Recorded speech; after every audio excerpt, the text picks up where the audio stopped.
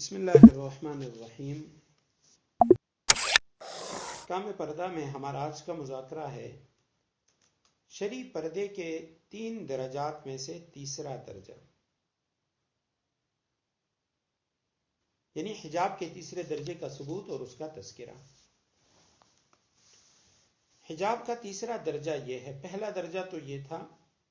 کہ کوئی خاتون بغیر ضرورت کے گھر سے باہر نہ نکلے۔ 4 دیواری کا پردہ سب سے اعلیٰ اور افضل پردہ ہے۔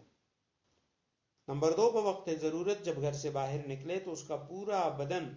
سوائے آنکھوں کے وہ چھپا ہونا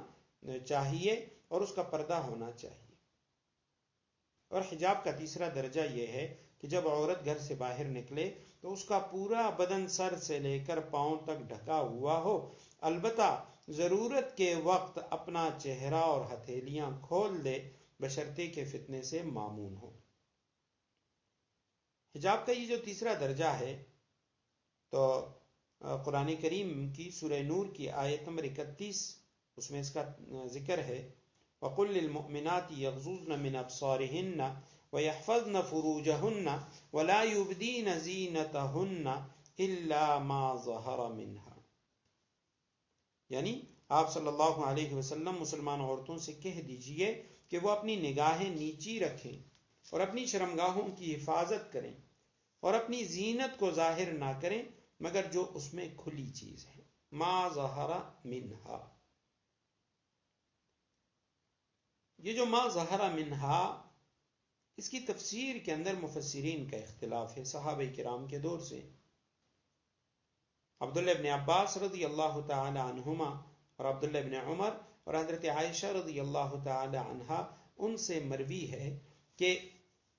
ما ظہر منہا کی تفسیر یہ، یعنی اس میں سے جو ظاہر ہے ان کے بدن میں سے، فرماتے ہیں وہ ان کا چہرہ ہے اور ان کے دونوں ہاتھ ہیں، ہتھیلیاں۔ اور اسی طرح تابعین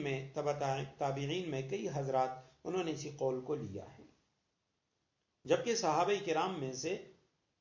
ایک بہت عظیم فقیہ صحابی حضرت عبداللہ ابن مسعود رضی اللہ تعالیٰ عنہ، وہ فرماتے ہیں ما ظہر منہا سے مراد عورت کی چادر اور اس کا جلباب ہے، وہ بڑی چادر جو اوپر ڈالی ہوئی ہے اس کا ذکر ہے۔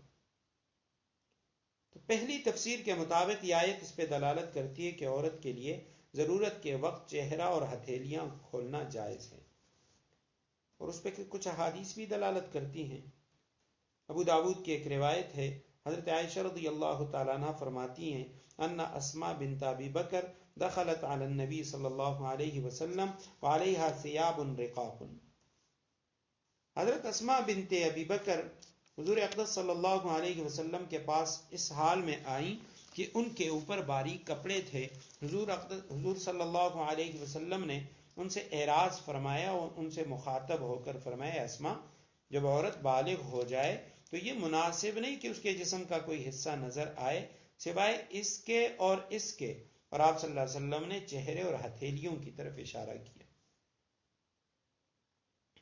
اسی طرح ترمذی کتاب الحج کے اندر ایک روایت ہے، حضور اقدس صلی اللہ علیہ وسلم مزدلفہ سے واپس لوٹنے کا جو واقعہ ہے وہ حضرت علی رضی اللہ تعالیٰ عنہ روایت کرتے ہیں کہ آپ صلی اللہ علیہ وسلم نے حضرت فضل ابن عباس کو اپنے پیچھے سوار کیا تھا، اور جب آپ صلی اللہ علیہ وسلم جمرات کے پاس آئے، وہاں پہ رمی فرمائی، کنکر مارے شیاطین کو، تو پھر آپ صلی اللہ علیہ وسلم منی تشریف لے گئے، قربان گاہ۔ تو اس دوران قبیلہ خثعم کی ایک نوجوان عورت آپ صلی اللہ علیہ وسلم کے پاس آئی اور آپ سے یہ سوال کیا، یا رسول اللہ، میرے باپ بہت بوڑھے ہو چکے ہیں اور ان پر اللہ تعالیٰ کا فریضہ حج عائد ہو چکا ہے، اگر میں ان کی طرف سے حج کر لوں تو یہ حج ان کی طرف سے ادا ہو جائے گا؟ تو آپ صلی اللہ علیہ وسلم نے فرمایا، اپنے والد کی طرف سے حج ادا کر لو۔ تو اس گفتگو کے دوران آپ صلی اللہ علیہ وسلم نے حضرت فضل ابن عباس کو دیکھا کہ وہ اس خاتون کی طرف دیکھ رہے تھے، تو آپ صلی اللہ علیہ وسلم نے ان کا چہرہ پھیر دیا۔ حضرت عباس رضی اللہ تعالیٰ عنہ نے پوچھا، یا رسول اللہ،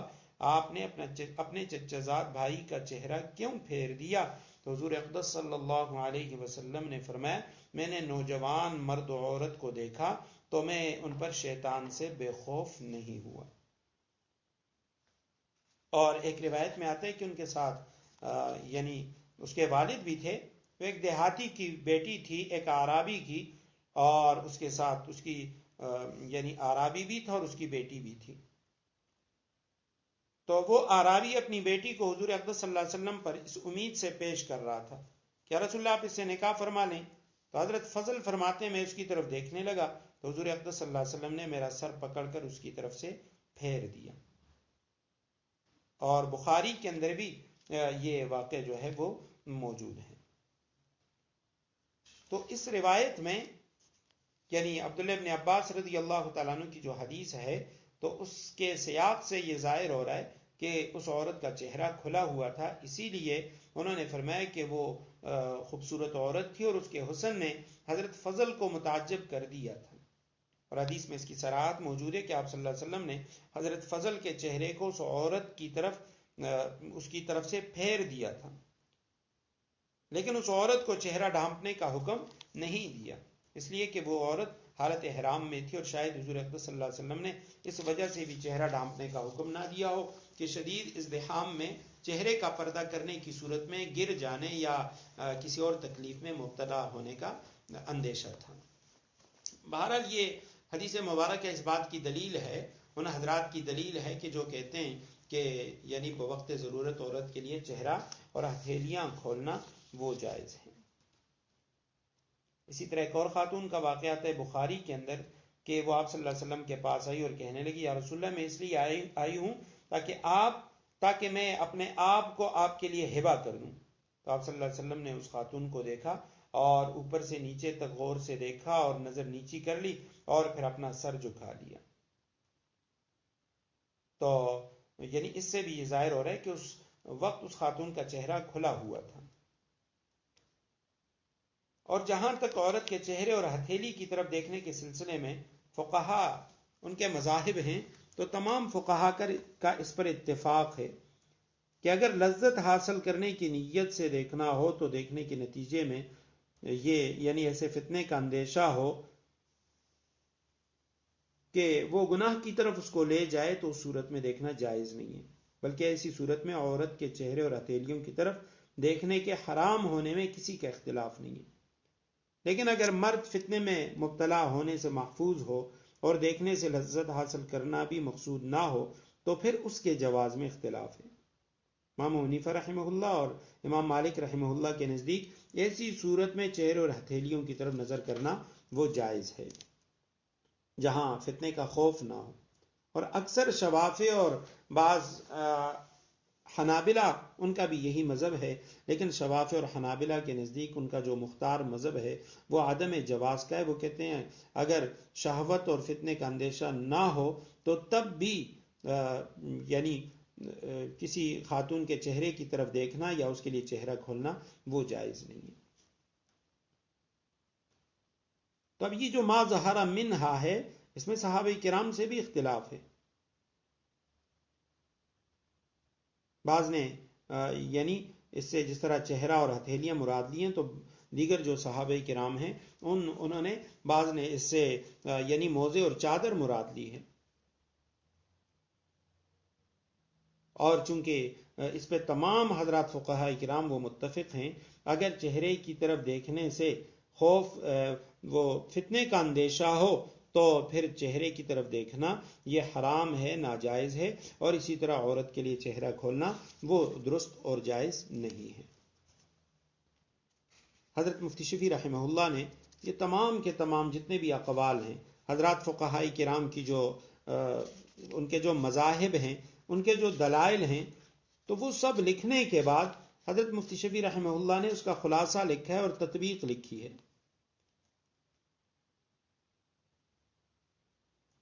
تو پہلی بات تو یہ ہے کہ مذاہب اربع سب کے اندر یہ بات ہے کہ نظر کرنے سے اگر یہ ظاہر ہوتا ہے کہ یعنی لذت حاصل کرنے کی نیت سے یا فتنے کے اندیشے کے وقت عورت کے چہرے کی طرف دیکھے گا تو یہ دیکھنا حرام ہے۔ اور امام شافعی رحمہ اللہ اور امام احمد بن حنبل رحمہ اللہ ان کا جو راجح مذہب ہے وہ تو یہ ہے کہ فتنے سے امن بھی ہو تو اس وقت بھی اور اگر بغیر لذت کے دیکھے تب بھی کسی خاتون کی چہرے کی طرف دیکھنا وہ حرام ہے۔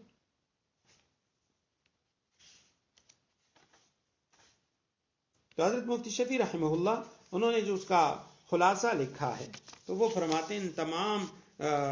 یعنی صحابہ کرام کے اقوال اور اسی طرح حدیث، ان کا خلاصہ یہ ہے کہ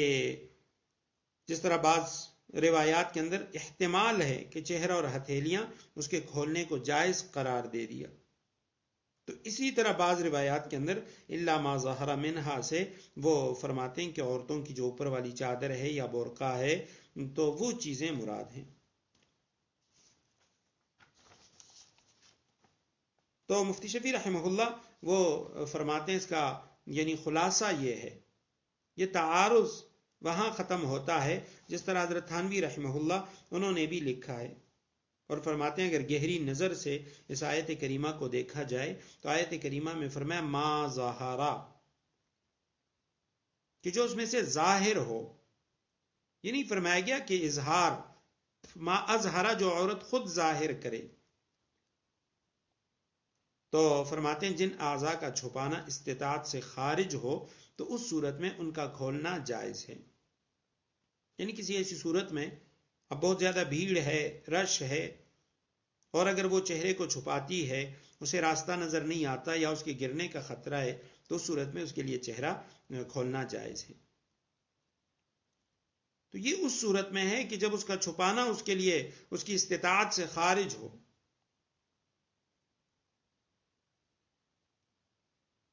تو عبداللہ ابن عباس رضی اللہ تعالیٰ عنہ کی تفسیر کے مطابق یعنی مجبوری کی حالت میں چہرہ اور دونوں ہتھیلیاں کا کھولنا وہ مستثنا ہے،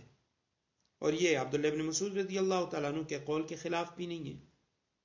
کیونکہ وہ بھی یہی فرماتے ہیں کہ بغیر ضرورت کے چہرہ وغیرہ کھولنا وہ جائز نہیں، اور جہاں پہ ضرورت ہو تو ضرورت کی وجہ سے یا مجبوری کی وجہ سے اگر کوئی خاتون اپنے چہرے کو اور ہتھیلیوں کو کھول لیتی ہے تو اس کی اجازت ہے، لیکن یہ پردے کا سب سے نچلا درجہ ہے۔ سب سے جو اعلیٰ درجہ تھا وہ پہلا درجہ حجاب بالبیت والا، اور جو اس کے بعد دوسرا درجہ تھا کہ جب گھر سے باہر نکلے تو اس کا پورا بدن ڈھکا ہوا ہونا چاہیے، لیکن تیسرا درجہ یہ ہے کہ بوقت مجبوری، حالت مجبوری میں چہرے کا کھولنا اور اسی طرح اس کے لیے ہتھیلیوں کا کھولنا، یہ بوقت ضرورت اس کی گنجائش ہے۔